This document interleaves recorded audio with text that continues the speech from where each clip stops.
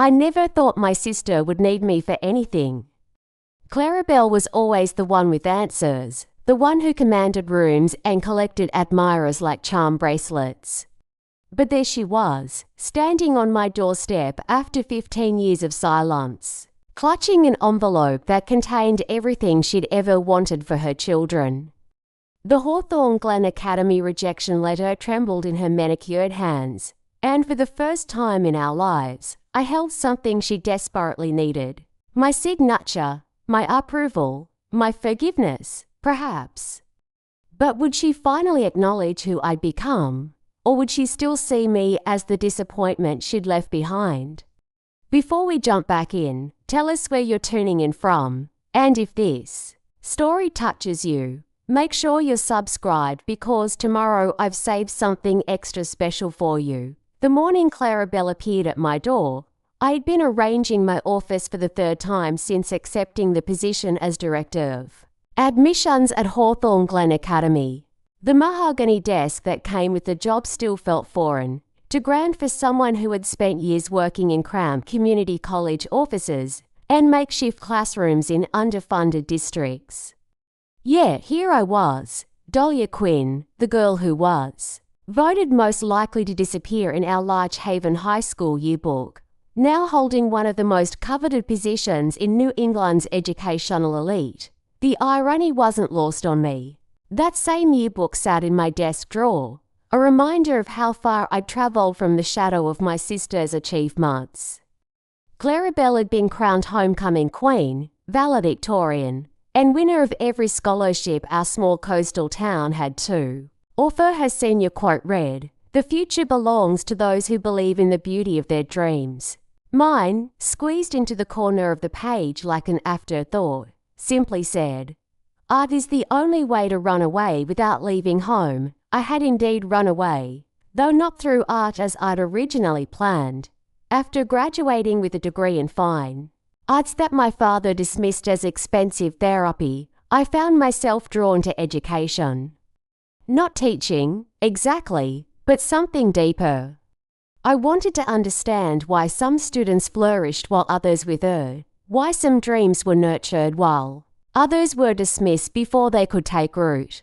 I spent years in graduate programs, studying educational equity and admission processes, working with students who looked like younger versions of myself, quiet, observant, carrying talents that didn't fit conventional molds. My expertise became working with what educators politely called non-traditional learners, students whose brilliance manifested in ways that standardized tests couldn't measure.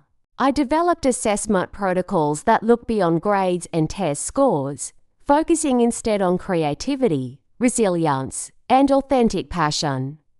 My methods caught attention at conferences, earned me journal publications, and eventually led to consulting. Work with prestigious institutions seeking to diversify their student bodies. When Dr. Imelda Rowe, Hawthorne Glen's head of school, recruited me 6 months ago, she said something that still echoed in my mind. "We don't need another gatekeeper, Dahlia. We need someone who understands that excellence comes in many forms, and that true educational leadership means seeing potential where others see problems." Hawthorne Glen Academy embodied everything my family had revered from a distance. Founded in 1887, it sat on 200 acres of meticulously maintained grounds, where ivy-covered buildings housed classrooms that had educated senators, CEOs, and Nobel laureates. The tuition exceeded many people's annual salaries, and the waiting list contained names that graced society pages and corporate boards. It was the kind of place my father, a former public school superintendent, spoke of with a mixture of disdain and secret longing. My first months at Hawthorne Glen revealed the complexity of educational privilege. Yes, there were students whose admission seemed guaranteed by family legacy and financial donations. But there were also scholarship recipients whose talents burned so brightly they transformed everyone around them. There were young artists whose creativity challenged conventional thinking, scientists whose curiosity pushed boundaries, and leaders whose empathy promised to heal divisions. My role required delicate navigation between institutional traditions and progressive ideals. The board expected me to maintain Hawthorne Glen's prestigious reputation, while Dr. Rowe pushed for more inclusive admission practices. I found myself uniquely positioned for this balance, understanding both the hunger for validation that drove families to seek elite education and the quiet power of recognizing overlooked potential. The office itself told stories of this duality. Oil paintings of former headmasters line the walls, their stern faces watching over admission decisions that shaped young lives. But I had added touches of my own, student artwork that didn't conform to traditional aesthetics, photos from my previous work in community colleges, and a small sculpture made from recycled materials that reminded me that beauty could emerge from discarded pieces. My assistant, Mrs. Holloway, had worked in admissions for 30 years and initially regarded me with polite skepticism. She'd grown accustomed to directors who relied heavily on her institutional knowledge while making decisions based on familiar patterns. But as she watched me review applications with careful attention to each student's unique story, spending extra time on essays that revealed authentic voice rather than polished perfection, her skepticism gradually transformed into support. "You read differently than your predecessors," she observed one afternoon as I carefully studied a portfolio from a student whose academic record was uneven but whose passion for environmental science blazed through every written word. "You're looking for something they didn't prioritize." She was right. I read applications searching for what I'd once been, students whose potential couldn't be captured by conventional metrics, whose dreams might be dismissed by families focused on more practical pursuits, whose quiet brilliance needed space to flourish.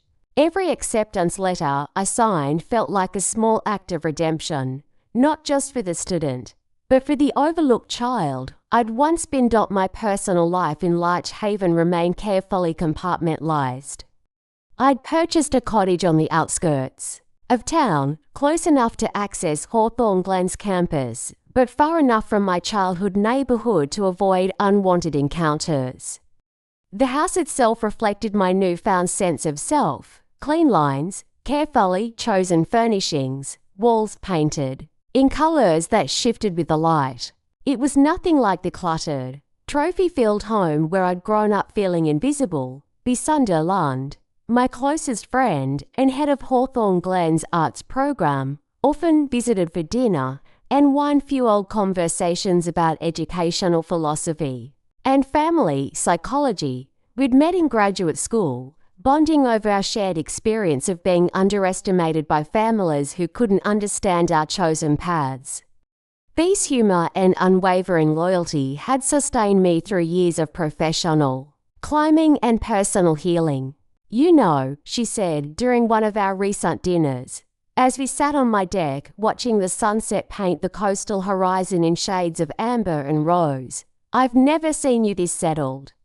Not just professionally, but personally, you've found your power." Her words resonated because they felt true.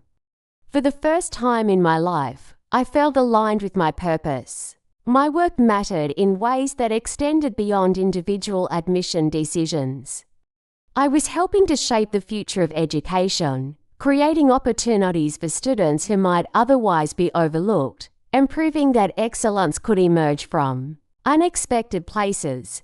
This sense of professional fulfillment made my continued estrangement from my family feel less like a wound and more like a necessary boundary. My parents still lived in the same house where I'd grown up, and according to town gossip that occasionally reached me, they spoke of my success with the kind of bewildered pride reserved for developments they couldn't quite understand or claim credit for. Claribel had remained in Larch Haven after college, marrying Desmond Knox, a successful real estate agent whose family had deep roots in the community.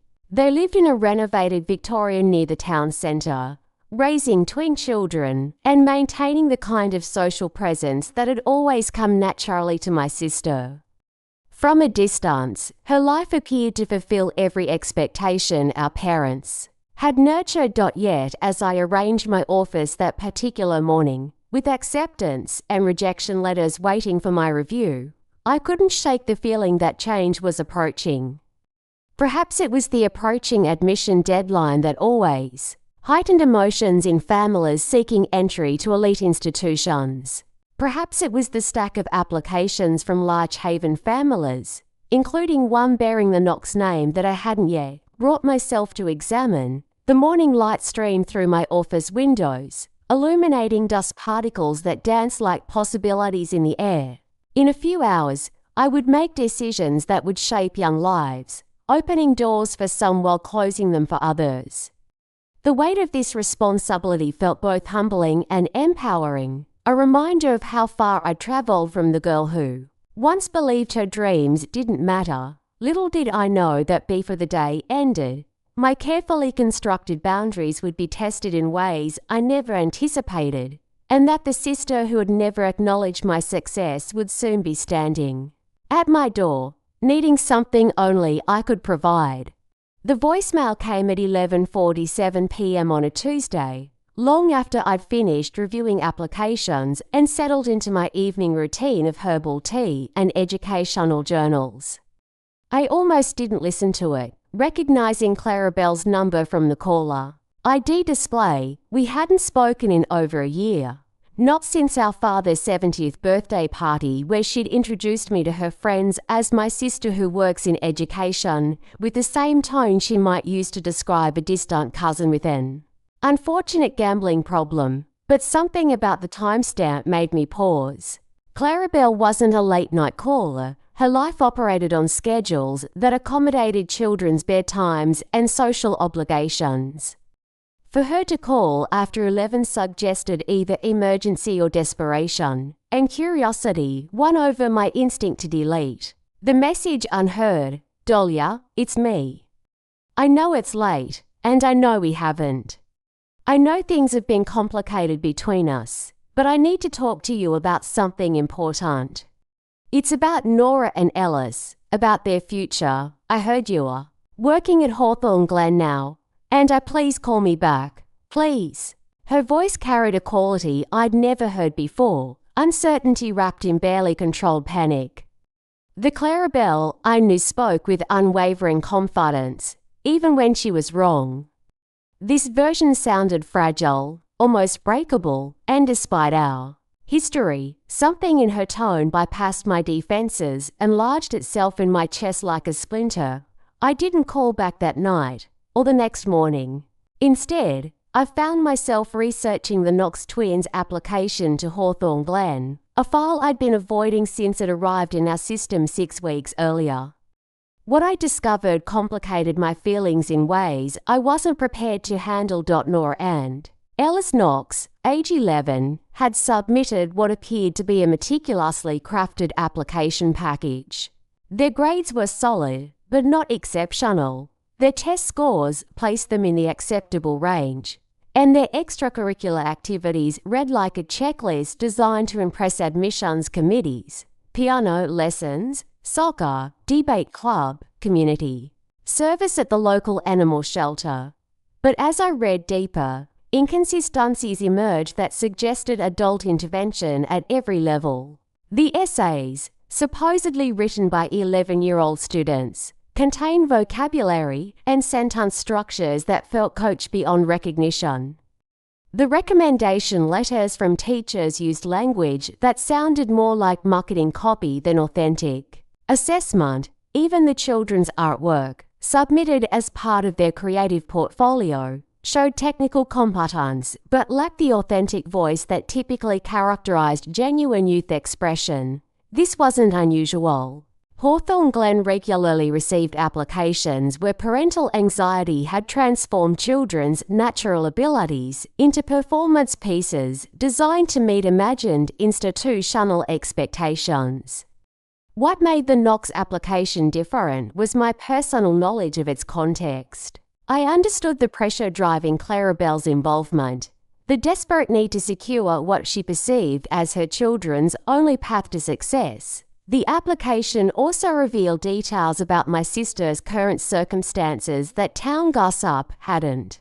Convey. Desmond's real estate business had apparently struggled during the recent market downturn, and the family's financial disclosure form suggested they were requesting significant scholarship assistance. For Claribel, who had always lived as though financial security was her birthright, this must have felt like a devastating blow to her carefully maintained image. 3 days after her voicemail, I was reviewing applications in my office when Mrs. Holloway announced that I had a visitor.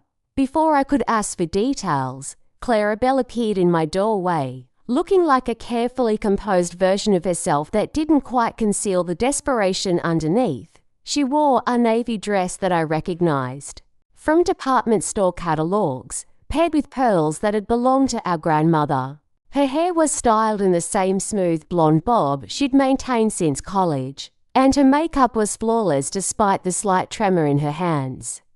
She looked exactly like the successful suburban mother she'd always intended to become, except for her eyes, which carried a vulnerability I'd never seen before. "Hello, Dahlia," she said, her voice carrying the formal politeness she typically reserved for acquaintances she couldn't avoid. "I hope you don't mind me stopping by unannounced. I was in the area, and I thought perhaps we could talk." The lie was obvious. Hawthorne Glen's campus was 40 minutes from town, accessible only by a winding road that served no purpose except reaching the academy. No one ended up here by accident or convenience, but I appreciated her attempt to preserve dignity, even as she stood in my office asking for help she'd never expected to need. "Of course," I said, gesturing toward the chairs arranged near my desk. "Would you like some coffee? Water?" She accepted coffee, though she barely touched it once Mrs. Holloway brought it. Instead, she sat with perfect posture, hands folded in her lap, looking around my office with an expression that mixed surprise with something that might have been respect. "This is impressive," she said finally, nodding toward the diplomas on my wall, the awards from educational conferences, the photos of students I'd mentored over the years. "I had no idea your work had become so significant." The comment stung precisely because it was offered as a compliment. Claribel genuinely seemed surprised that my career had substance and recognition, as though my success was an unexpected development rather than the result of 15 years of dedicated work. "Thank you," I said, keeping my tone neutral. "I've been fortunate to find work that feels meaningful." We sat in silence for several moments, the weight of unspoken history settling between us like fog. Finally, Claribel set down her untouched coffee and looked directly at me for the first time since entering the office.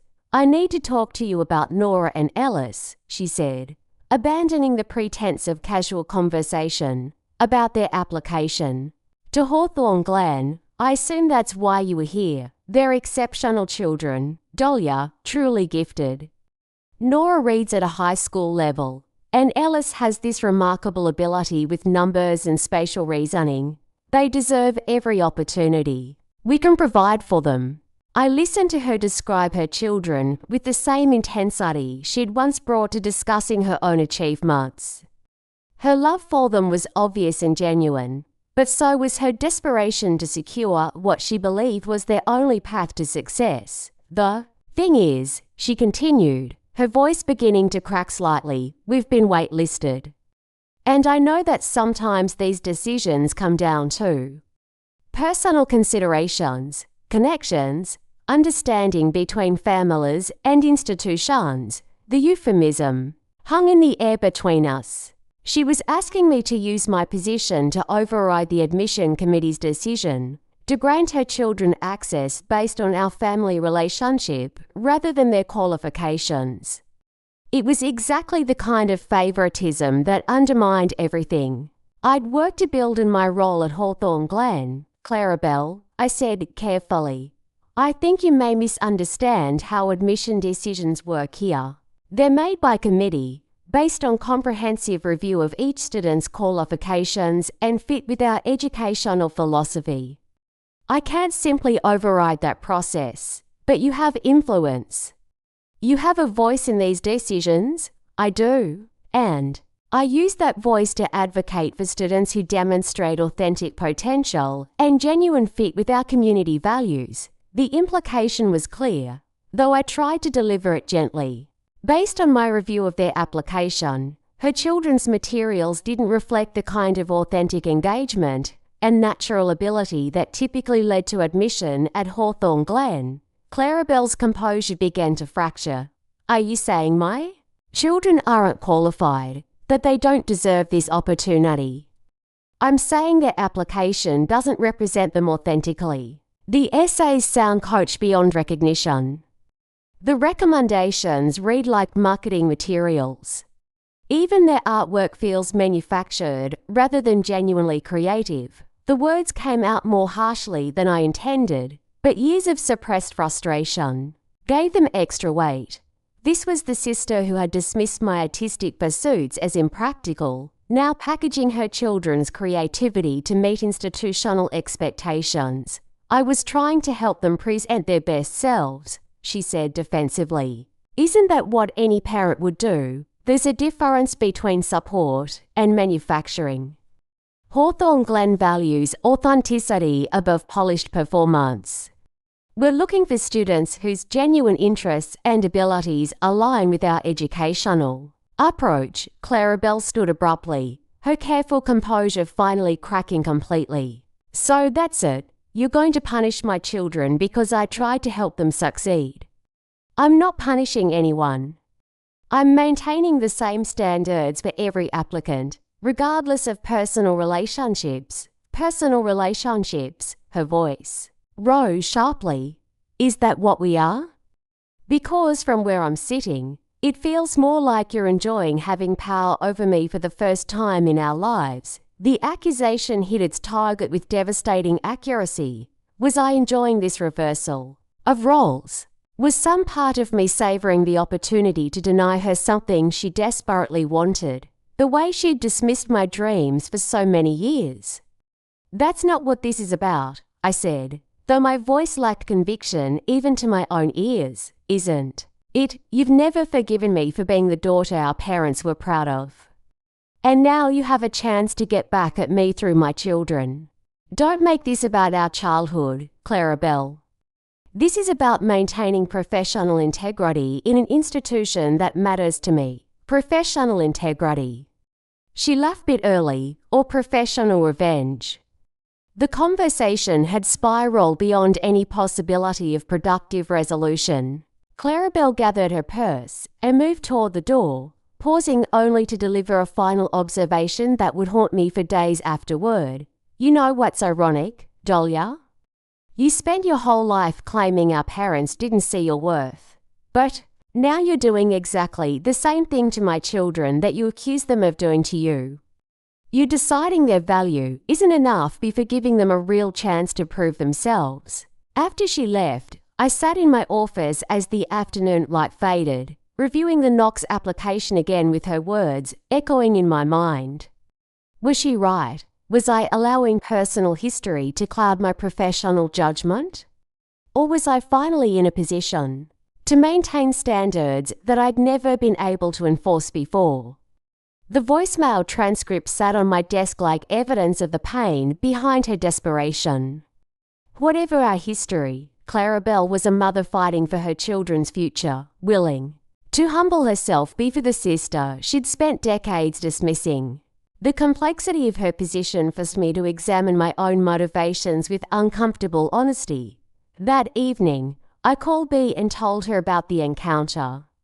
Her response was characteristically direct. The question isn't whether she deserves your help. The question is whether those kids deserve to be caught in the middle of your family drama. Her words crystallized the dilemma I'd been avoiding. Whatever legitimate concerns I had about the twins' application, whatever justified frustration I felt about Claribel's expectations, Nora and Ellis were innocent parties in a conflict that predated their existence. They deserve to be evaluated on their own merits, not as extensions of their mother's ambitions or casualties in our sibling rivalry. But acknowledging this responsibility only complicated my position further. Because the truth was, even viewed objectively, the Knox twins' application didn't meet Hawthorne Glen's standards for admission. And no amount of family obligation could change that fact without compromising everything I'd worked to build. The business card sat in my desk drawer like a relic from another life. Mullen Quinn, Superintendent of Schools, Large Haven District. It read in embossed letters that had once commanded respect throughout our small educational community. I'd kept it for 15 years, not out of sentimentality, but as a reminder of the expectations I'd failed to meet and the validation I'd stopped seeking. After Claribel's visit, I found myself holding that card again, remembering the man who had shaped both our understanding of success and our desperate need for approval. Our father had built his career on the belief that education was a meritocracy, that hard work and talent would inevitably be recognized and rewarded. He'd spoken passionately at school board meetings about giving every student an equal opportunity to excel, about creating systems that identified and nurtured potential regardless of background or circumstance. Yet in his own home, he'd consistently favoured the child whose achievements fit conventional definitions of excellence while dismissing the one whose talents emerged in less recognisable forms. The irony was lost on him, though it had shaped every decision I'd made since leaving home. 3 days after our confrontation, Claribel called again.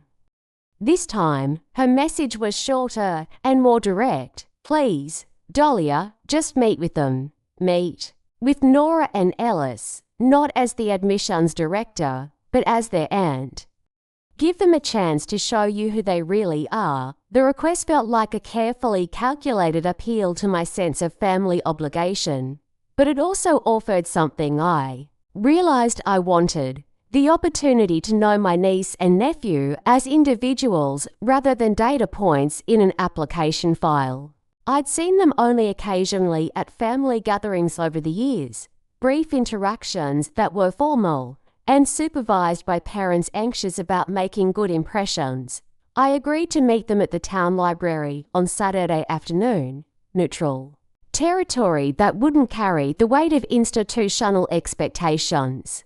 Claribel accepted immediately, with a gratitude that made me question whether I'd been too harsh in our previous conversation. The Large Haven Public Library occupied a Carnegie building that had served our community for over a century. Its reading rooms and children's sections held memories of my own refuge during childhood.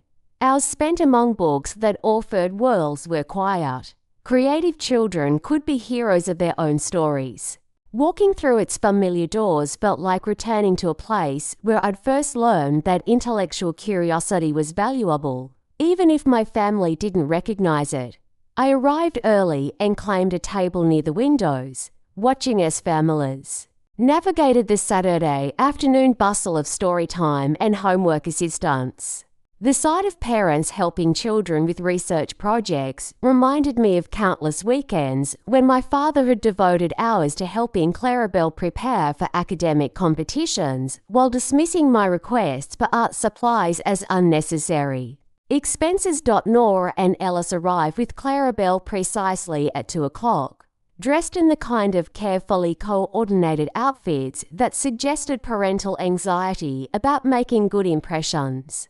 But their demeanour surprised me.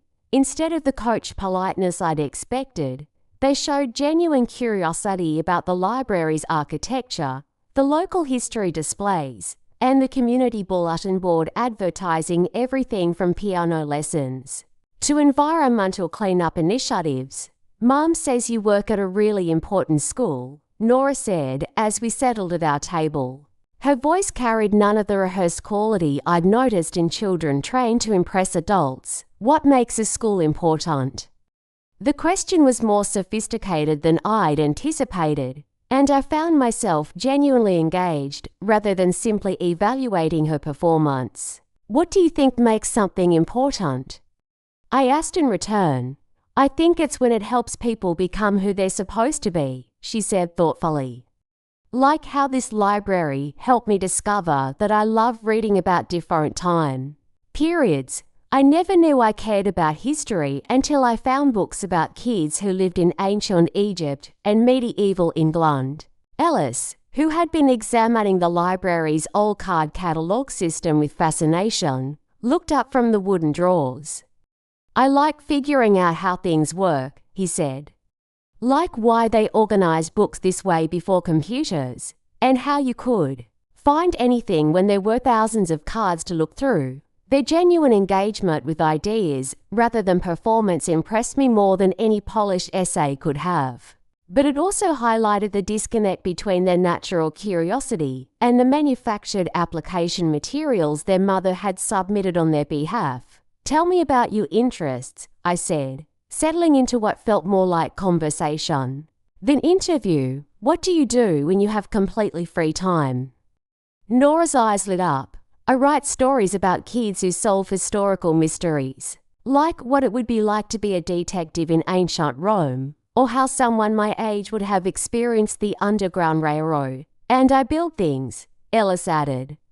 Last month, I designed a water collection system for our backyard using PVC pipes and rain gutters. It was for a school project, but I kept working on it afterward because I wanted to see how efficient I could make it. As they talked, their personalities emerged with clarity that their application had completely obscured.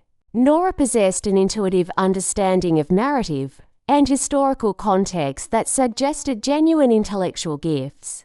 Ellis demonstrated spatial reasoning and engineering curiosity that could flourish in the right educational environment. But more importantly, they showed authentic passion for learning that couldn't be manufactured or coached. Can I ask you something? Nora said after we'd been talking for nearly an hour. Why did you and Mum stop talking to each other? The question caught me off guard, both for its directness and for its implications about family dynamics the children had obviously observed. Claribel, who had been sitting quietly nearby pretending to read a magazine, looked up with alarm. That's complicated, I said carefully. Sometimes families have disagreements about important things, and it takes time to work through them. Are you working through them now?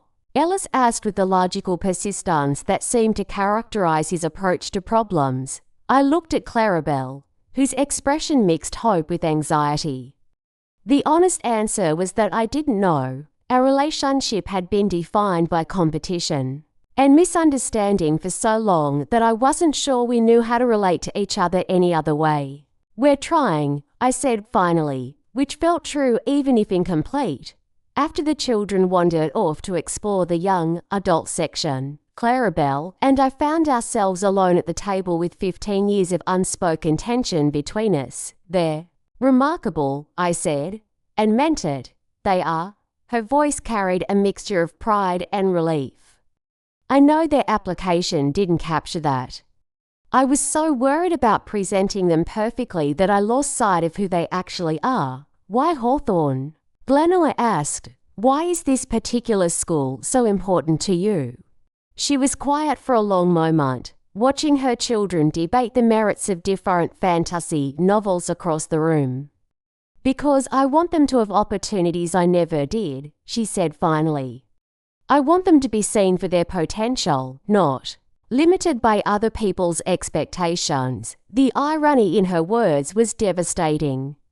In trying to secure unlimited opportunities for her children, she'd submitted an application that obscured their authentic potential beneath layers of manufactured achievement. But you had every opportunity, I said. You were valedictorian, homecoming queen, scholarship recipient. Our parents supported everything you wanted to pursue, did they? She turned to look at me directly, or did they support me as long as I pursued things that reflected well on them?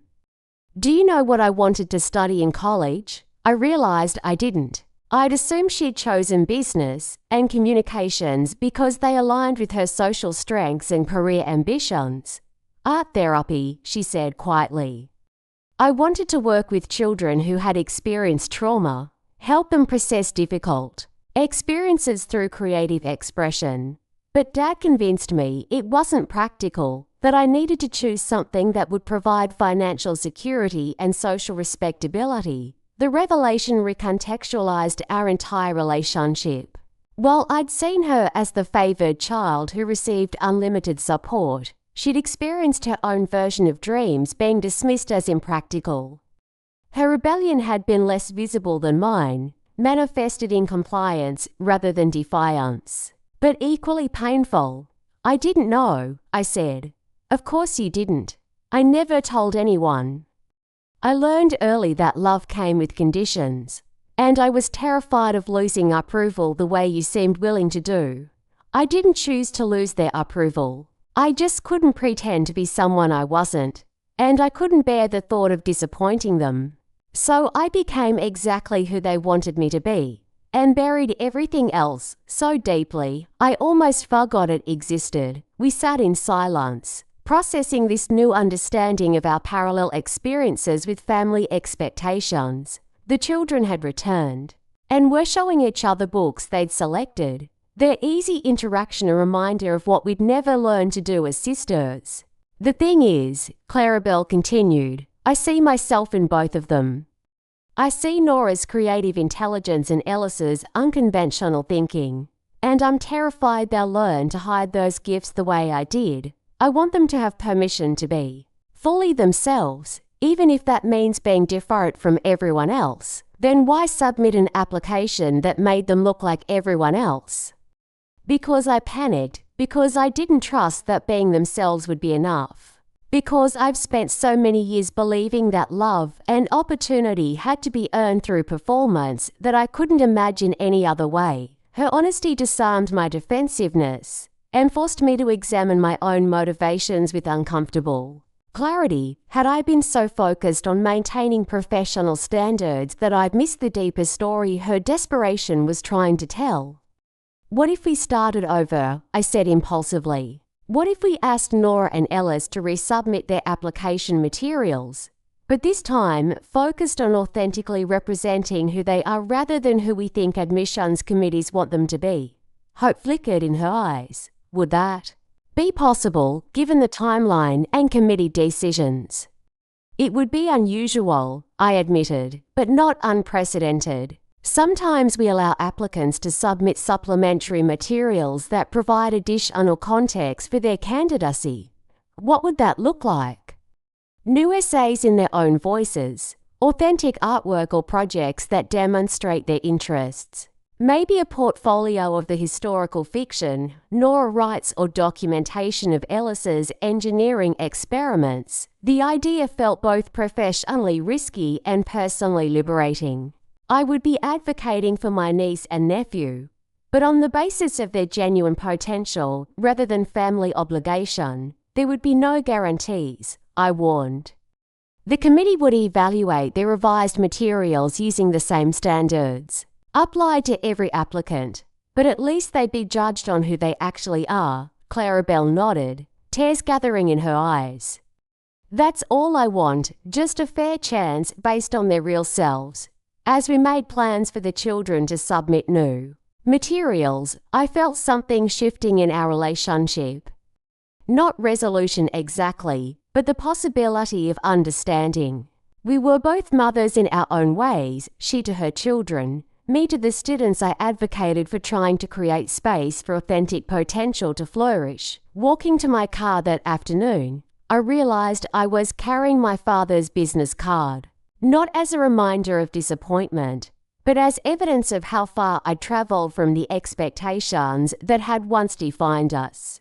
The real test would be whether I could help Nora and Ellis travel that same distance, but with family support rather than in spite of it. The twins' revised application materials arrived at my office on a Tuesday morning, hand-delivered by Claribel, with the nervous energy of someone who had bet everything on a single outcome. Instead of the sleek presentation folders from their original submission, These came in simple manila envelopes that Nora and Ellis had decorated with their own artwork, geometric patterns from Ellis, historical scenes from Nora, they insisted. On designing the covers themselves, Claribel explained as she set the envelopes on my desk. I had to stop myself from suggesting improvements at least a dozen times. The admission felt significant. For the first time, she was allowing her children to present themselves without parental intervention, trusting that their authentic voices would be sufficient. It represented a fundamental shift in how she understood love and support. I waited until after she left to open the envelopes, wanting to read their work without the pressure of her anxious observation. What I discovered challenged every assumption I'd made about both children and forced me to reconsider not just their candidacy, but my own understanding of potential and promise. Nora's essay was titled "Why I Love Things That Are Already Over." Instead of the generic prompt response about future goals and leadership experiences, she had written about her fascination with historical periods where young people her age had navigated extraordinary circumstances. Her prose was sophisticated but authentically youthful, demonstrating genuine intellectual curiosity rather than manufactured academic voice. "I think about Anne Frank a lot," she wrote. "Not because her story is sad, though it is, but because she was my age when she was writing about the most important things in the world. She wasn't waiting until she was grown up to have thoughts that mattered. She was thinking right then about love and fear and hope and what it means to be human." When I read historical fiction, I'm not just learning about the past, I'm learning about how kids like me have always been thinking about the same big questions, just in different circumstances. The essay continued with specific examples of historical young people whose contributions had shaped their communities, from child labourers who organised for better working conditions to teenage inventors whose innovations had improved daily life. But what impressed me most was her conclusion, which connected historical awareness to contemporary responsibility without the false sophistication that characterised most middle school writing. "I want to study at Hawthorne Glen because I think understanding the past is the best way to be useful in the present," she wrote. "I want to learn from teachers who understand that history isn't just facts about dead people, but stories about how regular kids figured out how to make things better." Ellis's submission took a completely different approach. Instead of a traditional essay, he had documented his water collection project with photographs, diagrams, and data analysis that demonstrated genuine scientific thinking. His written reflection was shorter but equally authentic, focused on the problem-solving process rather than attempting to impress with vocabulary beyond his years. "The best part about building things is when they don't work the first time," he wrote. "Most adults think mistakes are bad, but mistakes tell you exactly what you need to fix. My water system failed in 6 different ways before I got it right, and each failure taught me something I couldn't have learned any other way." His documentation showed remarkable attention to both engineering principles and environmental impact. He had calculated water collection efficiency, tested different materials for durability, and even researched how similar systems were being used in water-scarce regions around the world. But most importantly, his work demonstrated intrinsic motivation rather than external validation. "I kept working on this project after I turned it in for school because I wanted to see how good I could make it," he continued. "I think that's what learning should be like, working on something because you care about it, not just because someone told you to." The artistic portfolios they'd submitted revealed similar depth and authenticity. Nora's historical fiction samples showed sophisticated understanding of different time periods combined with age-appropriate emotional intelligence. Her characters faced dilemmas that connected historical circumstances to contemporary moral questions, demonstrating the kind of analytical thinking that couldn't be taught or coached. Ellis's documentation of various building projects from a backyard weather station to a system for organizing his family's recycling showed systematic thinking and creative problem-solving that suggested genuine aptitude for engineering and design, but perhaps most revealing were the recommendation letters they had solicited from adults who knew them in informal contexts rather than academic settings. Their public librarian wrote about Nora's voracious reading habits and her tendency to ask questions that connected different historical periods. Their neighbour described Ellis's helpfulness with household repair projects and his ability to explain complex mechanical concepts to other children. These letters painted pictures of young people who pursued learning outside classroom requirements, who engaged with ideas because they found them genuinely interesting, and who shared their knowledge generously with others. They reveal character traits that couldn't be manufactured: curiosity, persistence, empathy, and intellectual humility. Reading their revised materials, I felt the kind of excitement that had drawn me to educational work in the first place. These were exactly the students Hawthorne Glen claimed to seek: authentic learners whose potential couldn't be captured by standardized metrics, but whose genuine engagement promised to enrich our community.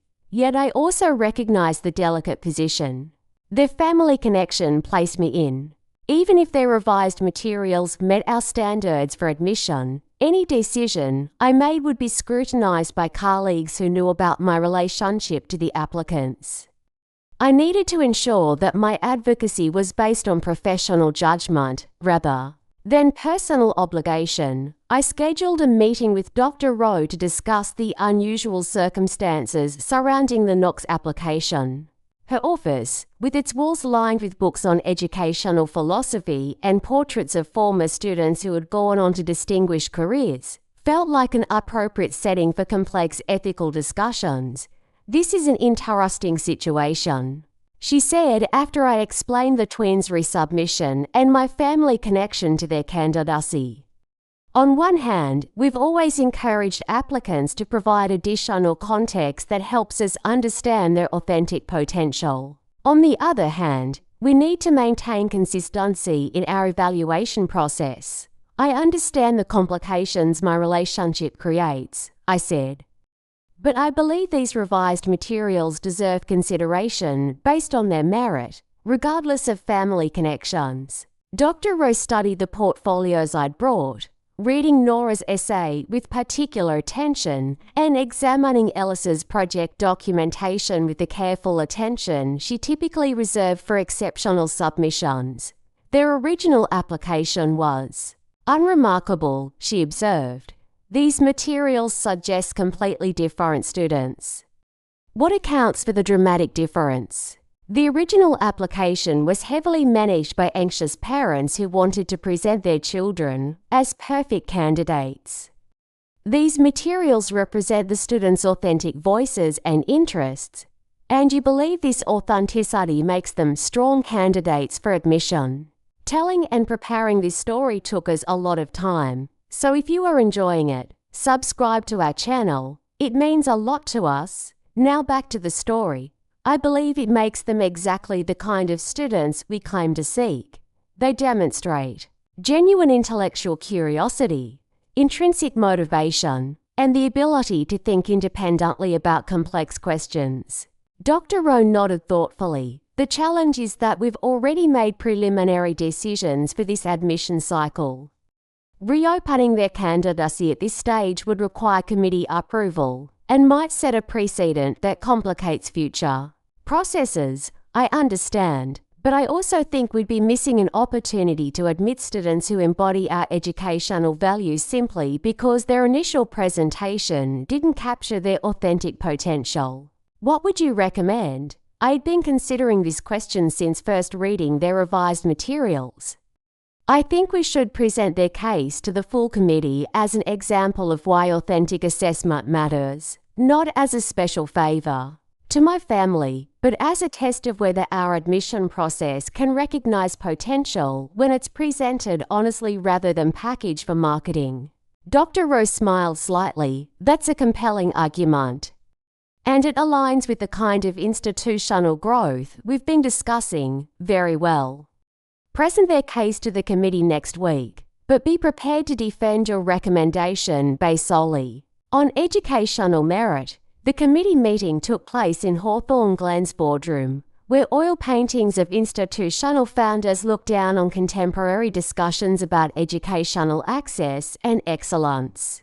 The 8-member committee included Dr. Rowe, for faculty representatives, to board members, and myself, creating a diverse group with varying perspectives on admission priorities. I began by explaining the unusual circumstances without revealing my family connection, describing the Knox case as an example of how parental anxiety could obscure student potential, and why authentic assessment required flexibility in our evaluation process. The reaction was mixed. Sarah Chen, our science department head, was immediately interested in Ellis's engineering projects and his documented learning process. This is exactly the kind of systematic thinking we want to encourage, she said. Too many students present polished results without showing how they arrived at their conclusions. James Morrison, a board member who had graduated from Hawthorne Glen in the 1970s, expressed concern about precedent. If we allow every family to resubmit materials because they're dissatisfied with initial results, we'll lose all consistency. In our process, this isn't about dissatisfaction with results, I responded. It's about authentic representation versus manufactured presentation. These revised materials show us who these students actually are rather than who their parents thought we wanted them to be. The discussion continued for over an hour, with committee members examining the twins' work and debating broader questions about educational assessment and institutional values. Finally, Dr. Rowe called for a preliminary vote on whether to reconsider the Knox candidacy based on supplementary materials. The vote was closer than I'd hoped, 5 in favour, 3 opposed. But it was sufficient to move their application forward for final review, where it would be evaluated using the same standards applied to every candidate. That evening, I called Claribel to update her on the committee's decision. Her relief was palpable, though I was careful to emphasize that advancement to final review didn't guarantee admission. At least they'll be judged on who they really are, she said. Whatever happens, I'm grateful they had that opportunity. How? Are Nora and Ellis handling the uncertainty better than I am, honestly? They seem excited about having shared their authentic work, regardless of the outcome. Maybe that's what confidence actually looks like, being proud of who you are rather than anxious about whether others approve. Her observation contained wisdom that extended far beyond admission processes. As we ended our conversation, I reflected on how much had changed in our relationship since her first desperate visit to my office.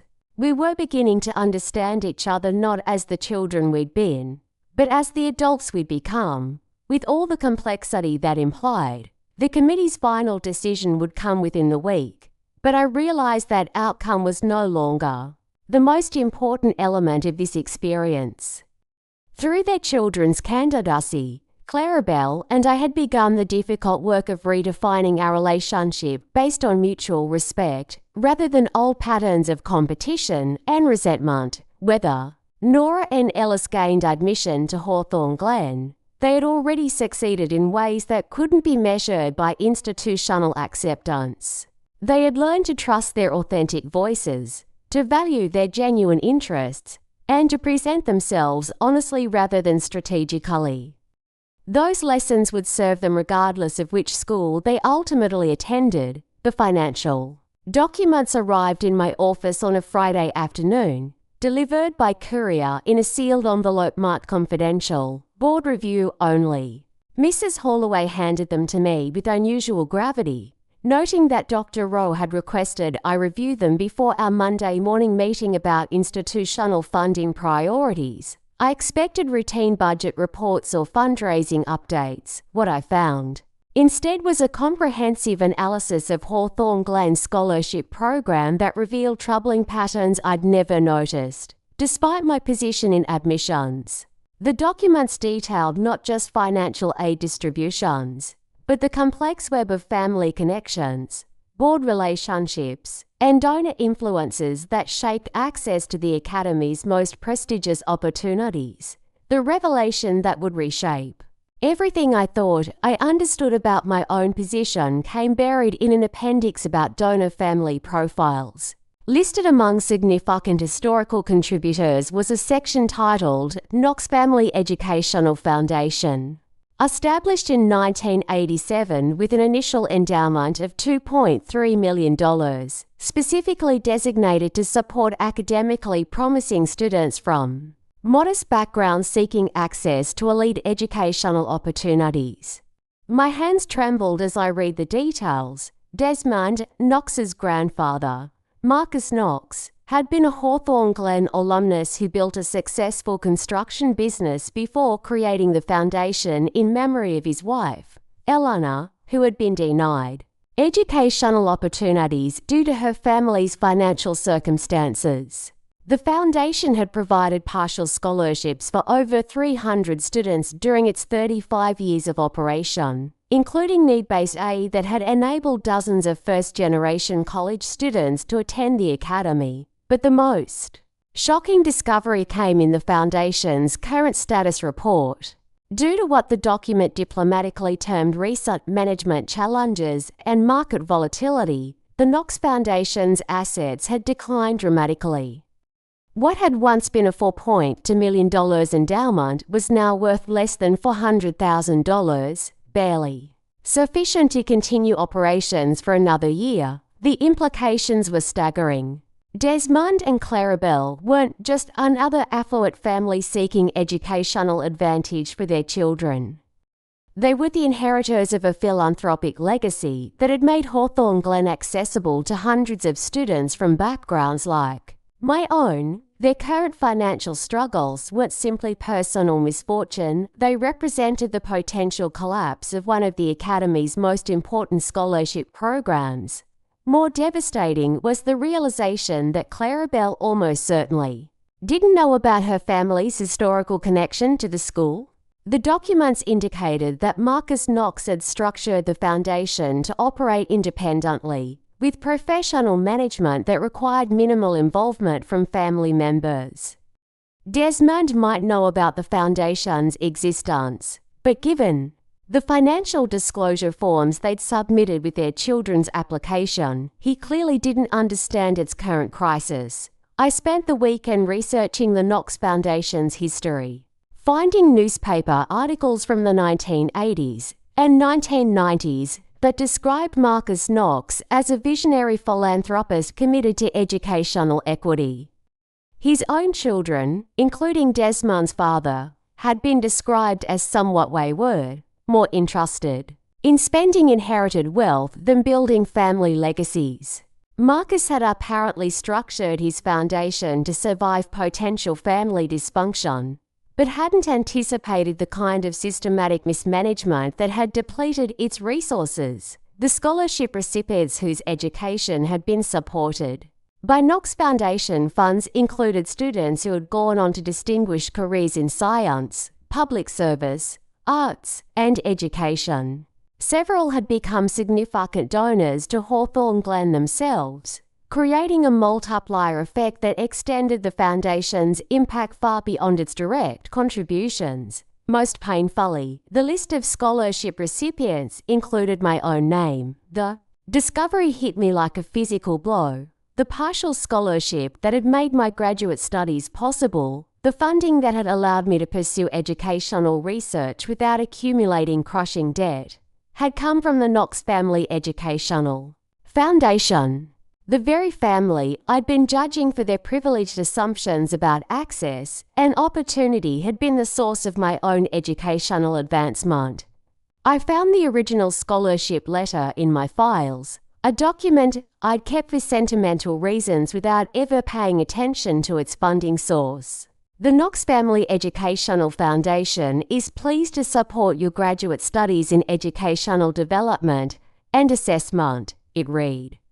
This award reflects our commitment to expanding opportunities for students whose research interests align with our mission of promoting educational equity and authentic assessment practices. The irony was so complete, it felt like fictional construction rather than real-life complexity. The sister who had seemed to embody everything I resented about inherited privilege was part of a family whose philanthropy had specifically supported students like me. The woman whose children I'd been reluctant to admit based on principles of merit and authenticity was the inheritor of a foundation dedicated to those same values. Monday morning's meeting with Dr. Rowe took on entirely different significance. Once I understood the full context of the Knox family's relationship to Hawthorne Glen, she had clearly expected the documents to surprise me, but my emotional reaction seemed to catch her off guard. I can see you've reviewed the foundation reports, she said carefully. I thought you should understand the broader context before we make final decisions about this admission cycle. Why didn't you tell me about the Knox Foundation when Claribel first contacted me? Because I wanted your initial assessment to be based purely on educational merit, without complications from institutional relationships or family obligations. But knowing about the Foundation's history would have provided important context for understanding their family's connection to our mission.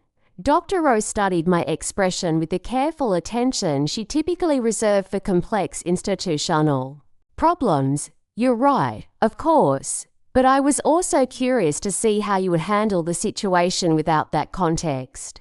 Your advocacy for the twins, based on their authentic potential, rather than family connections, demonstrated exactly the kind of judgment we need in educational leadership. The compliment fell hollow given the emotional turmoil I was experiencing. What happens to the foundation now? If the Knox family's financial situation continues to deteriorate, will the scholarship program collapse? That depends on several factors, including whether we can identify alternative funding sources or convince the family to seek professional financial management that might recover some of the lost assets. Does Claribel know about any of this? I suspect she doesn't. The foundation's management has been handled by outside trustees, and given her family's current circumstances, they may be reluctant to burden her with additional financial pressures. I felt a moral obligation to inform my sister about her family's philanthropic legacy, but doing so would require revealing information I'd learned through my professional position. The ethical complexities were dizzying, particularly given the ongoing admission review for her children. What do you recommend? I asked. That depends on what kind of relationship you want to have with your family going forward, and what kind of leader you want to be within our institution. The comments suggested that this situation was more than just an administrative challenge. It was a test of my ability to navigate complex personal and professional responsibilities, while maintaining integrity in both spheres. That afternoon, I drove to Claribel's house for the first time in over a decade. The Victorian near-town centre that I'd always viewed as a symbol of her social success looked different now that I understood its context. The careful landscaping and maintained facades weren't just aesthetic choices, they were efforts to preserve dignity during financial decline. Claribel answered the door with surprise and immediate anxiety. Is everything all right? Has the committee made a decision about the twins? Not exactly. But I need to talk to you about something related to their application. About your family's history with Hawthorne Glen. We sat in her living room, surrounded by furniture and artwork that suggested comfortable affluence but also careful budgeting. Family photos lined the mantelpiece, including several of Desmond's grandfather that I now recognize from Foundation documents. What do you know about the Knox Family Educational Foundation? I asked. Her confusion appeared genuine. I've heard Desmond mention something about a family foundation, but I assumed it was just old money that had been spent long ago.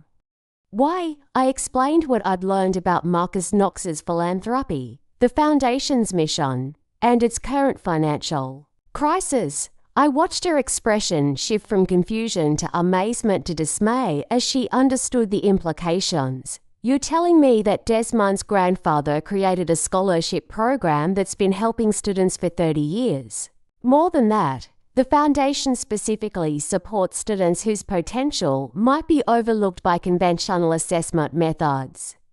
Students from modest backgrounds who demonstrate authentic intellectual curiosity rather than manufactured achievement, like you, she said quietly. Yes, like me. The revelation hung between us, reshaping our entire understanding of family dynamics and institutional relationships.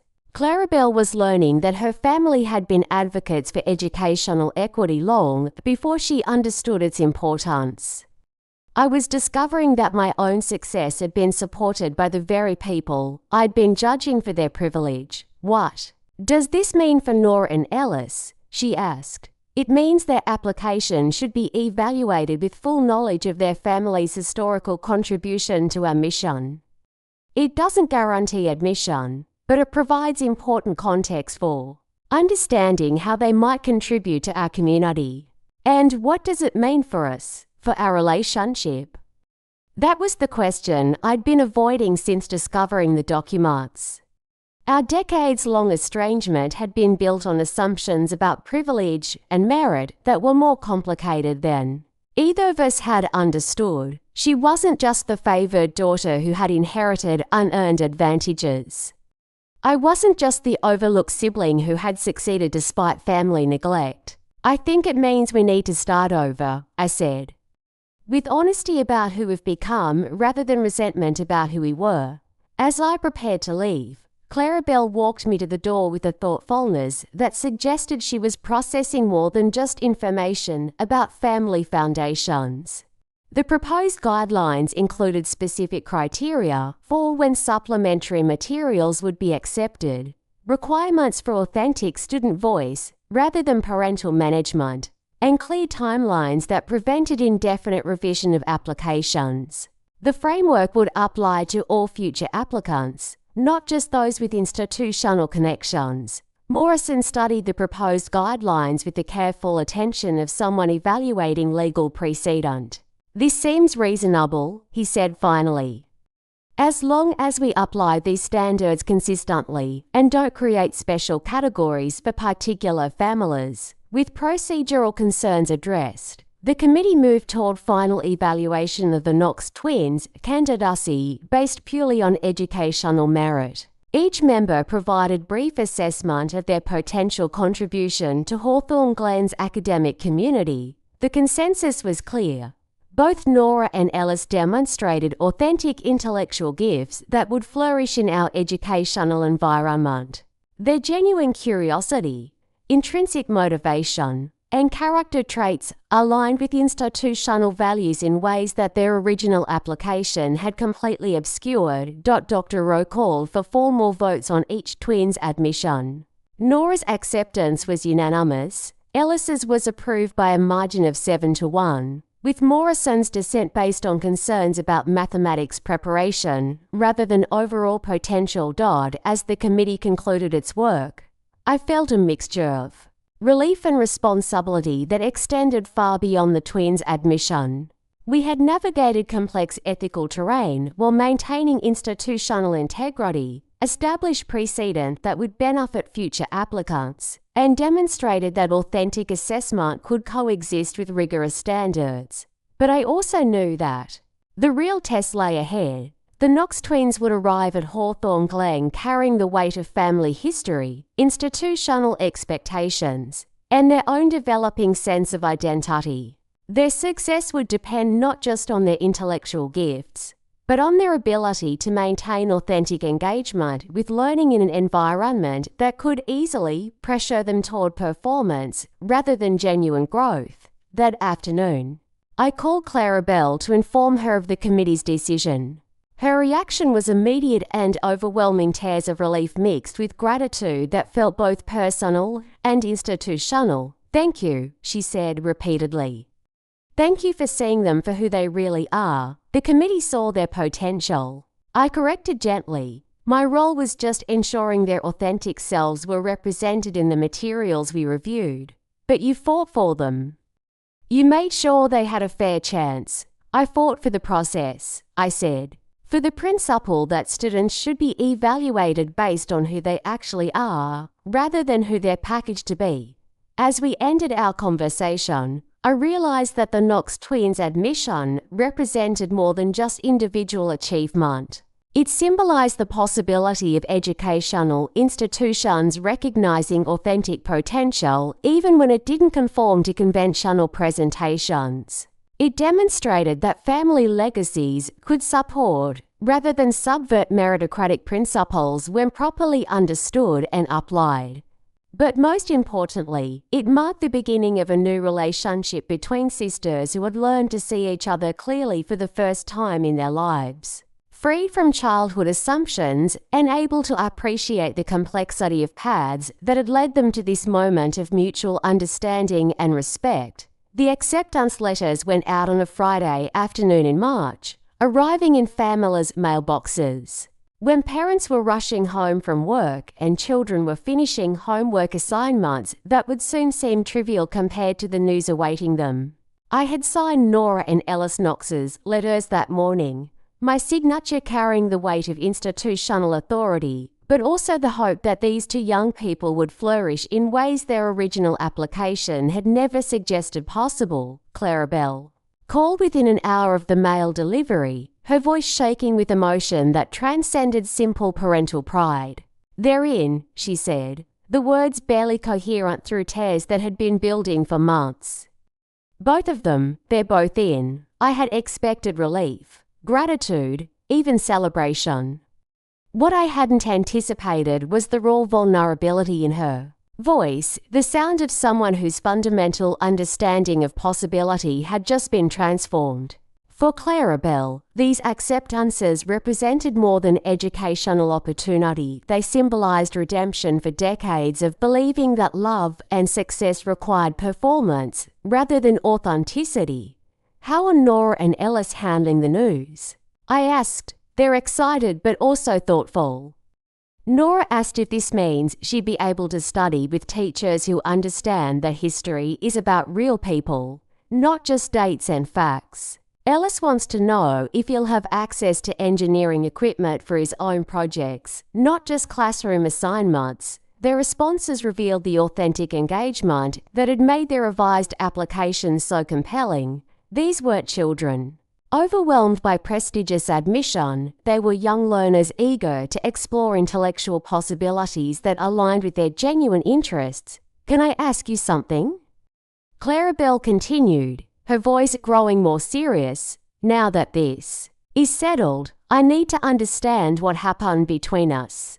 Really understand, not just the recent stuff about the applications, but everything. Why we stopped talking, why we became strangers instead of sisters." The question I'd been avoiding since we'd begun reconnecting finally demanded honest confrontation. Our relationship had been shaped by competition and misunderstanding for so long that we'd forgotten how to relate to each other as individuals rather than symbols of parental favoritism and family disappointment. "I think we both believed there wasn't enough love to go around," I said slowly. "That if one of us was valued, the other had to be diminished. We never learned that success and worth weren't zero-sum games. But I never wanted you to feel diminished. I just wanted to be loved, and I interpreted that desire as taking something away from me.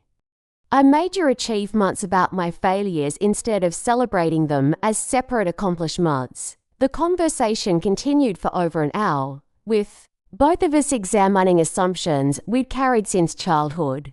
Claribel revealed insecurities I'd never suspected: her fear that artistic pursuits were impractical, her anxiety about disappointing parents who seemed to love her conditionally, her desperate need to maintain approval that felt constantly at risk. I shared my own struggles with feeling invisible in a family that celebrated conventional success while dismissing creative pursuits. I described years of believing that my worth depended on proving myself in academic and professional contexts that others valued, rather than trusting my own sense of meaningful work. The thing is, Claribel said as our conversation drew toward conclusion, we both ended up in helping professions anyway. You're supporting students who need advocates, and I've been volunteering with children who've experienced trauma through art therapy programs. We found ways to use our gifts for something meaningful. Even if you took different paths, her observation revealed connections I'd never recognized. Despite our different approaches to navigating family expectations, we'd both gravitated toward work that involved nurturing potential in young people who might otherwise be overlooked or misunderstood. That weekend, Claribel invited me to dinner for the first time in 15 years. The invitation felt significant, not just for its symbolic value, but because it represented genuine desire for ongoing relationship, rather than obligation fulfilled through her children's admission. I arrived at her house on Sunday evening carrying wine and uncertainty about how to navigate family dynamics that had been redefined but not yet practiced. Desmond answered the door with warmth that suggested Claribel had prepared him for this attempt at reconciliation. The twins greeted me with excitement that felt authentic rather than performed, eager to share their thoughts about upcoming transition to Hawthorne Glen. Aunt Dahlia, Nora said as we settled around their dining room table, Mom told us about the foundation that Grandpa Marcus started. Did you know about it when you were helping with our applications? The question required careful navigation between honesty and appropriate boundaries. I learned about it during the application process, I said. It provided important context for understanding your family's connection to educational values that align with Hawthorne Glen's mission. Does that mean we got in because of family connections rather than our own work? Ellis asked with the direct logic that characterized his approach to problems. It means you got in because your authentic work demonstrated potential that aligned with institutional values your great-grandfather also supported. The foundation provided context, but the committee's decision was based on your individual qualifications. Desmond, who had been quiet during much of the dinner conversation, finally spoke up with unexpected emotion. I should have known more about my grandfather's legacy, he said. I should have understood what he was trying to accomplish and found ways to support it. It's not too late, I suggested. The foundation still exists, even if its resources have declined. There might be ways to revitalize it or at least ensure its remaining assets are used effectively. The conversation that followed revealed the complexity of family legacies and institutional relationships. Marcus Knox had created the foundation during an era when educational philanthropy operated differently, with less oversight and professional management than contemporary standards required. His good intentions had been undermined by inadequate governance structures that allowed assets to be mismanaged over time, but his core mission supporting students whose potential might be overlooked by conventional assessment remained relevant and important. With proper management and possible additional funding sources, the foundation could continue making meaningful contributions to educational equity. What would it take to restore the foundation's effectiveness? Desmond asked. Professional financial management, clear governance structures, and probably additional funding to rebuild the endowment, I explained. But most importantly, family commitment to its mission, rather than just its prestige. As dinner concluded and the twins excused themselves to work on homework, Claribel, Desmond, and I continued discussing possibilities for revitalizing the Knox Foundation. The conversation revealed Desmond's genuine commitment to honoring his grandfather's values, even as he acknowledged his own lack of expertise in philanthropic management. Would you consider serving on a reconstituted board? He asked suddenly. Your experience in educational assessment and your understanding of the Foundation's mission would be invaluable. The invitation surprised me both for its practicality and its symbolic significance. Serving on the Knox Foundation board would formalize my connection to my sister's family while allowing me to contribute professional expertise to causes I cared deeply about. I'd be honored, I said, meaning it completely. As I prepared to leave that evening, Nora and Ellis returned to the living room with handwritten thank you notes that revealed the thoughtfulness their revised applications had suggested. Nora's note connected her acceptance to broader opportunities for learning about historical justice and contemporary responsibility. Ellis's focused on excitement about engineering projects that could address real-world problems, but perhaps most moving was a note from Claribel herself, which she handed me as I reached the door. Thank you for seeing my children clearly, it read. And thank you for giving me a chance to see you clearly too. I'm proud of the woman you've become, and I'm sorry it took me so long to say so. The acknowledgement I'd been seeking for decades finally came, but in a context that made it feel less like vindication and more like the foundation for genuine future relationship. We were no longer the children who had competed for parental approval in a household that seemed to have limited emotional resources. We were adults who had both found meaningful work and could appreciate each other's contributions without feeling diminished by them. Driving home that evening, I reflected on how dramatically circumstances had changed since Claribel first appeared at my office door carrying rejection letters and desperate hopes. The Knox twins' admission to Hawthorne Glen represented more than individual achievement. It symbolized the possibility of authentic assessment, the value of second chances, and the importance of seeing potential even when it didn't conform to conventional presentations. But more personally, it marked the beginning of a relationship between sisters who had learned to appreciate complexity rather than demanding simplicity from family dynamics. We would never be the close confidants that some siblings became, but we could be adults who respected each other's choices and supported each other's growth. The following Monday, I met with Dr. Rowe to discuss the broader implications of the Knox case for Hawthorne Glen's admission practices.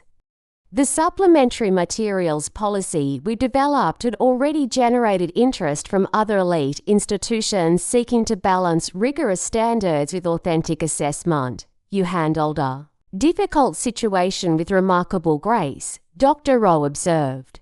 Your ability to maintain professional integrity while navigating personal relationships demonstrated exactly the kind of leadership we need as our institution continues evolving. Her words carried implications that extended beyond the immediate situation. Hawthorne Glen was undergoing significant transitions as it worked to balance tradition with progressive educational values. My role in successfully managing the Knox case had apparently demonstrated capabilities that suggested broader leadership potential. I hope this experience can inform how we support all families in presenting their children authentically, I said. Too many applications obscure rather than reveal student potential because parents don't trust that genuine engagement will be valued. That's exactly the kind of systemic thinking we need, Dr. Rowe replied, which is why I'd like to discuss expanding your role to include outreach and family education about authentic application practices. The conversation that followed outlined possibilities for institutional growth that would allow me to address the root causes of overmanaged applications while supporting families in presenting their children honestly. It represented professional advancement that aligned perfectly with my core values and expertise. As I returned to my office that afternoon, I found a small package on my desk with a note from Mrs. Holloway. This arrived by special delivery for you. Inside was a framed photo of Nora and Ellis holding their acceptance letters, along with a card that read, "For Aunt Dahlia, who helped us learn to be ourselves. Love, Nora and Ellis." The gift represented more than familial gratitude. It symbolized the successful integration of personal and professional values that had guided me through the most challenging ethical situation of my career. The Knox twins would arrive at Hawthorne Glen in the fall carrying authentic excitement about learning rather than anxiety about performance.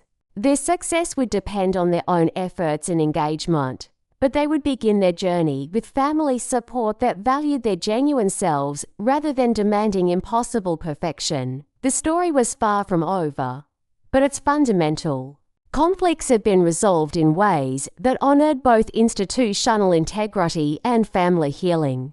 The remaining chapters would focus on implementation rather than crisis, on growth rather than survival, on building relationships rather than defending positions. 6 months later, I stood in the same spot where Claribel had first appeared with her desperate plea and trembling hands, but everything had changed. The early September light streaming through my office windows illuminated the same mahogany desk, the same oil paintings of former headmasters, the same institutional symbols that had once felt foreign and intimidating. Now they felt like home, not because I'd learned to fit into elite educational spaces, but because I'd helped transform those spaces to welcome authentic potential rather than manufactured perfection. The Knox twins had started their first semester at Hawthorne Glen 3 weeks earlier, and their transition exceeded every optimistic prediction. Nora had joined the Historical Research Club and was already proposing a project examining child labourers in New England mill towns. Ellis had convinced the engineering teacher to let him modify a classroom assignment about bridge design, incorporating environmental sustainability factors that weren't part of the original curriculum. Their authentic engagement with learning validated everything I'd believed about recognizing potential that didn't conform to conventional presentations. But more importantly, their success had encouraged other students to pursue genuine interests rather than resume building activities designed to impress adults. Dr. Rowe's expansion of my role had exceeded my most ambitious expectations.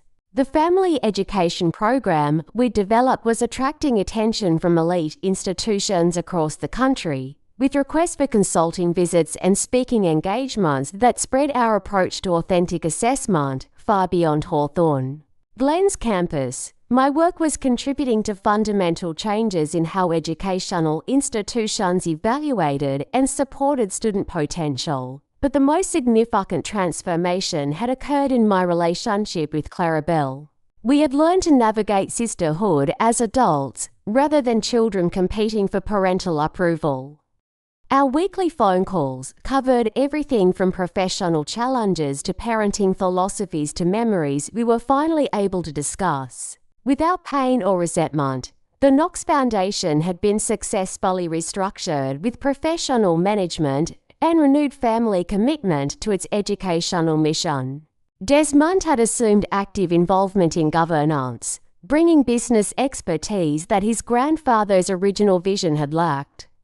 Claribel had joined the board as well, contributing insights about child development and trauma-informed education that enriched the Foundation's understanding of students who needed support. My own role on the Foundation board allowed me to direct scholarship funds towards students whose potential might be overlooked by conventional assessment methods.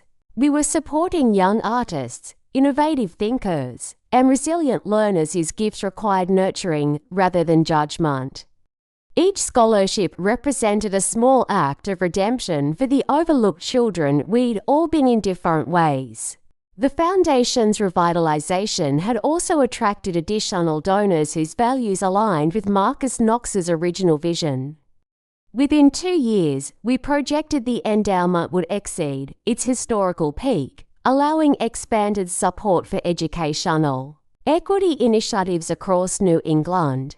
That morning brought news that would add another layer of meaning to our transformed family dynamics. Mrs. Holloway announced that I had visitors Nora and Ellis, accompanied by their parents, requesting a brief meeting before classes began. The family that entered my office bore little resemblance to the desperate group that had appeared 6 months earlier.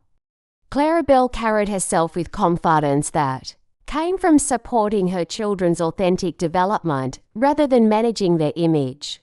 Desmond showed the engagement of someone who had discovered meaningful purpose in philanthropic leadership.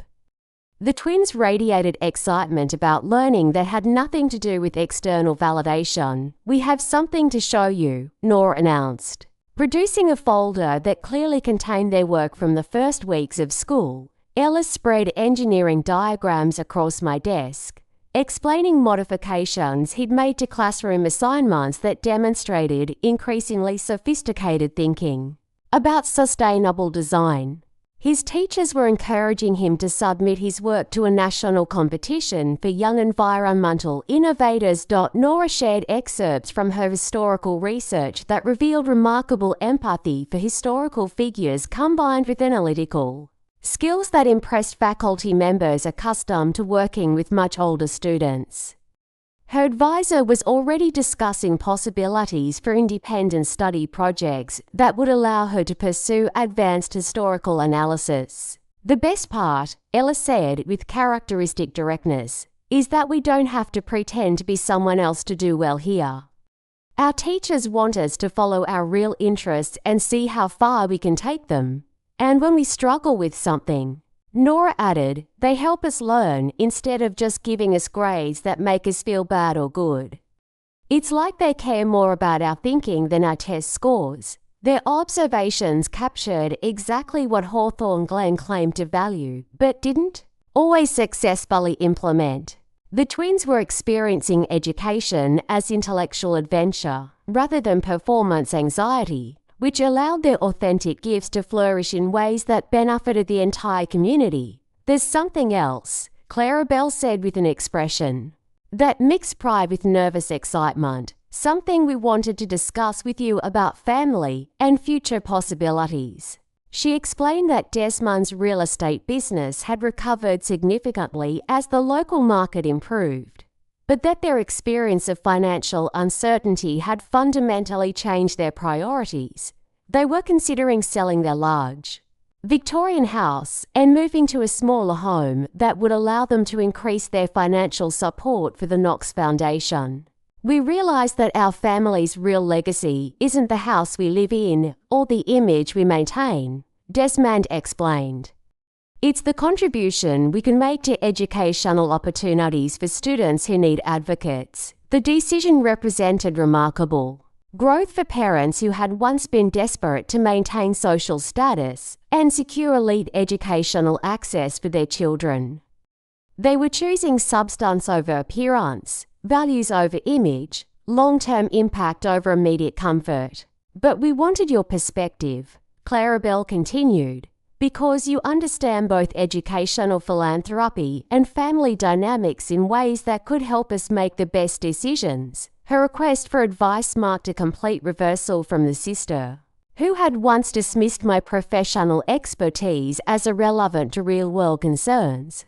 She was genuinely seeking my input on decisions that would shape their family's future. Trusting my judgment in ways that felt both honoring and humbling, we spent the next hour discussing possibilities for maximizing the foundation's impact while maintaining family financial security. The conversation revealed how much we'd all learned about the difference between appearance and reality, between inherited privilege and earned contribution, between performance and authenticity. As the meeting concluded, Nora approached my desk with a carefully wrapped package. "This is for you," she said with the same directness that characterized all her communication. "It's something I made to show what this year has meant to our family." Inside was a handmade book containing family photos, letters, and artwork that documented the previous 6 months from the twins' perspective.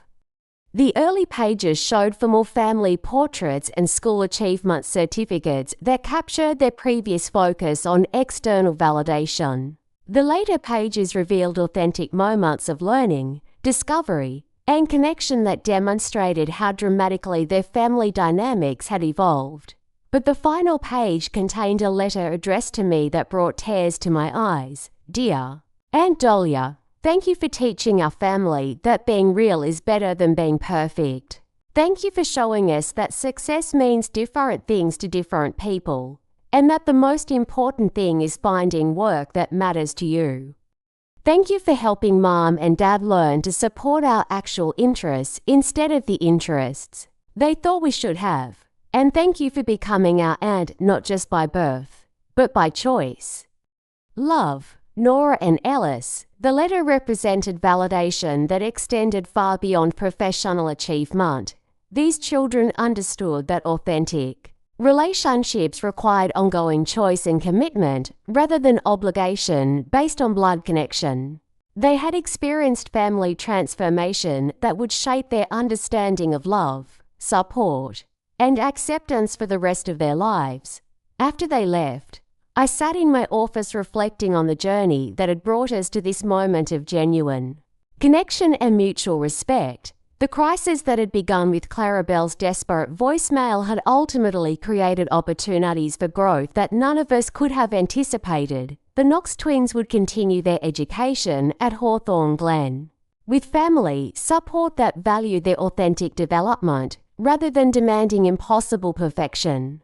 Their success would depend on their own efforts and choices, but they would navigate those challenges with the confidence that came from being seen and appreciated for who they actually were. Claribel and I had learned to appreciate each other as adults rather than competing as children for limited parental approval. Our relationship would never be simple, but it was now based on mutual respect and genuine affection rather than obligation and resentment. The Knox Foundation would continue supporting students whose potential might be overlooked by conventional assessment, creating educational opportunities that honored both academic excellence and individual authenticity. But perhaps most importantly, my own understanding of success had evolved beyond professional achievement to include the messier, more complex satisfaction of family relationships that honored both individual growth and collective healing.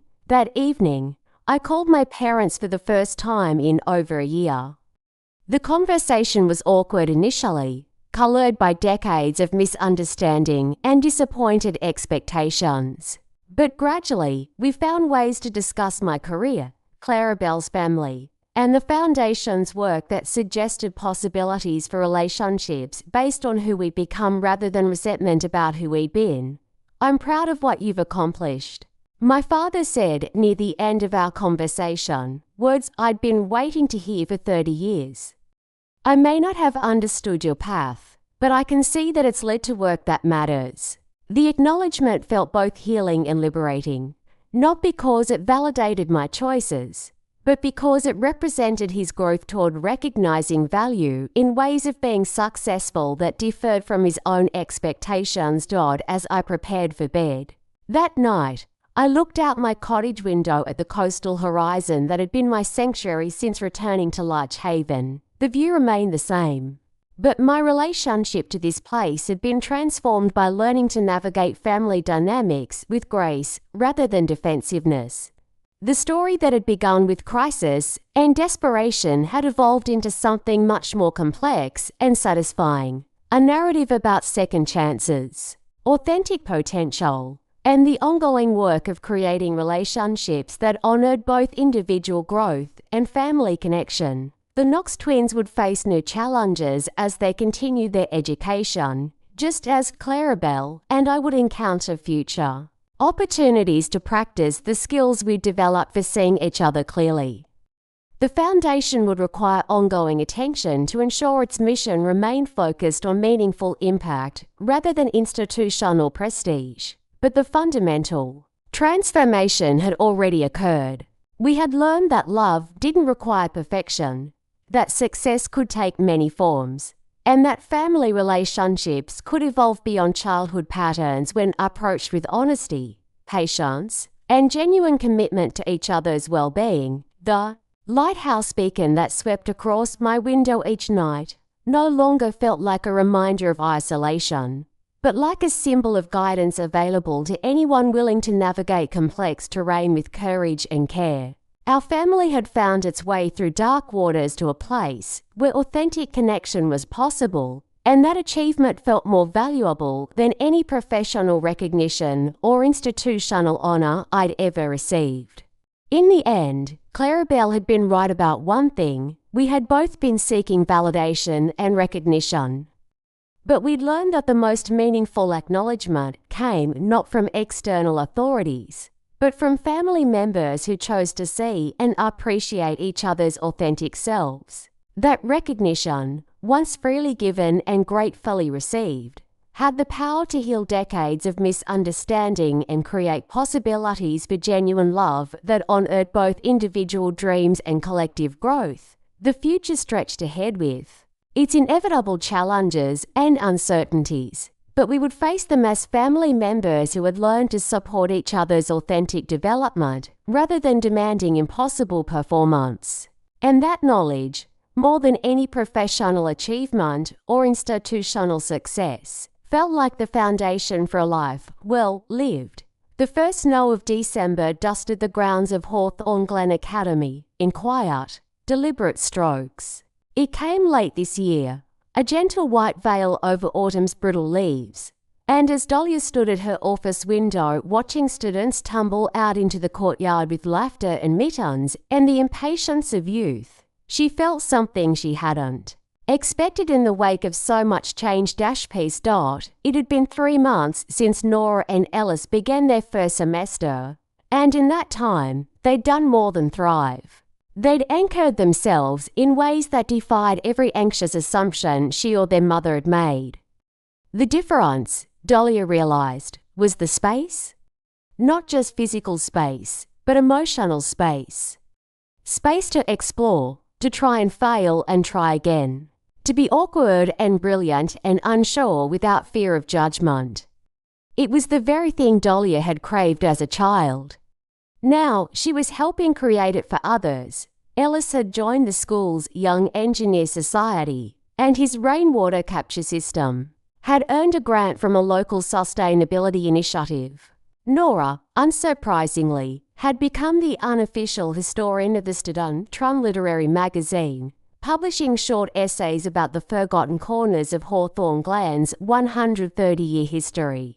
A month earlier, she had stood up in front of the entire 7th grade assembly and delivered a 10-minute presentation on child labour reform in 19th-century textile mills, her voice unwavering, her passion undeniable. But what struck Dahlia most was how unaffected the tweens were by the prestige that once made her feel like an imposter. They weren't dazzled by the chandeliers in the library or the century-old portraits in the hallways. They belonged here not because of legacy or scholarship or clever manoeuvring, but because they were curious, and they were kind, and they wanted to learn. Claribel, for her part, had transformed in quieter ways. The weekly calls between them had become more natural, less stilted. At first, they had been about the twins' updates, questions, the occasional vent about workload. Then, gradually, they turned into real conversations. "I read that article you shared," Claribel had said one evening over the phone, "the one about performative parenting. I think I was doing a lot of that without realizing it. I was so scared of not doing enough, of not being enough." It was one of many acknowledgements that arrived, not as grand gestures, but in small, unguarded moments. Dahlia had learned to accept them, not as restitution, but as evidence that people could, in fact, change. That families didn't have to remain frozen in the roles they'd rehearsed since childhood. The Knox Foundation, once a near-forgotten asset in a crumbling financial portfolio, was now undergoing a renaissance, with Desmond's business recovering, and Claribel's increasing interest in meaningful philanthropic work. The foundation had reopened applications for its first round of new scholarship recipients. Dahlia had helped design the new application rubric herself, one that emphasized not just academic performance, but personal resilience, creative expression, and community engagement. MB, her friend and confidant, had come on board as an advisor to oversee the integration of arts into the foundation's outreach. It had taken very little convincing. This, be said, as she scanned through the proposals submitted by students across New England, is exactly what equity in education is supposed to look like. At the academy, Dahlia's new initiative authentic. Admissions pathways was being piloted across 3 other elite schools in the region. The project aimed to coach families through the application process, not with the goal of polishing, but of revealing, helping students articulate their stories, in their own words, with their own rhythms. She'd been invited to speak at national conferences, and, for the first time, her name was becoming recognizable in circles far outside of Larch Haven. One afternoon in early January, Dr. Rose stopped by her office carrying a folder and that characteristic look of quiet intent. "I wanted to ask if you'd consider something," she said, settling into the leather chair across from Dahlia's desk. "The board has voted to add a new position next year, Associate Head for Equity and Admissions. It's a big step, and I'd like you to consider applying." Dahlia stared, momentarily stunned. She had never seen herself as someone who climbed ladders, not because she lacked ambition, but because she'd been so focused on doing the work, on proving that the work mattered. She hadn't paused to consider what came next. "I'd have to think about it," she said, finally. Dr. Rowe nodded. "Of course. But let me say this: what you've done here, Dahlia, it's not just policy work. You're changing how students are seen, how families are seen, and honestly, how we see ourselves." That night, Dahlia took the long way home, driving the coastal roads that twisted along the Atlantic like a seam in an old quilt.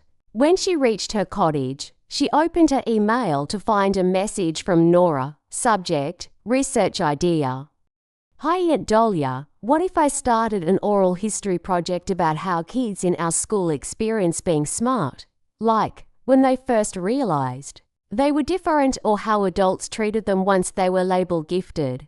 Do you think Hawthorne Glen would let me do that? Love." Nora. Dahlia smiled.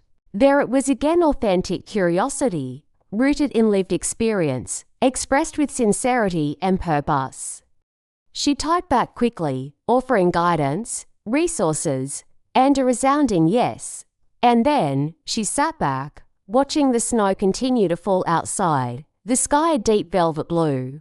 There was still so much to do: policies to revise, systems to improve, relationships to rebuild. But for the first time in a long time, she didn't feel like she was running away from something. She was building towards something, a legacy. Not one of trophies or titles, but of students who felt seen, of sisters who found their way back to each other, of families who learned that being real was far more powerful than being perfect. And in that quiet, snow-blanketed moment, she knew this was the epilogue she hadn't dared to imagine, and the prologue of something even better. Up next we have 2 more incredible stories that are waiting for you. Just click the image you want to watch, and it will take you there. If you enjoyed this video, make sure to subscribe. It would mean a lot.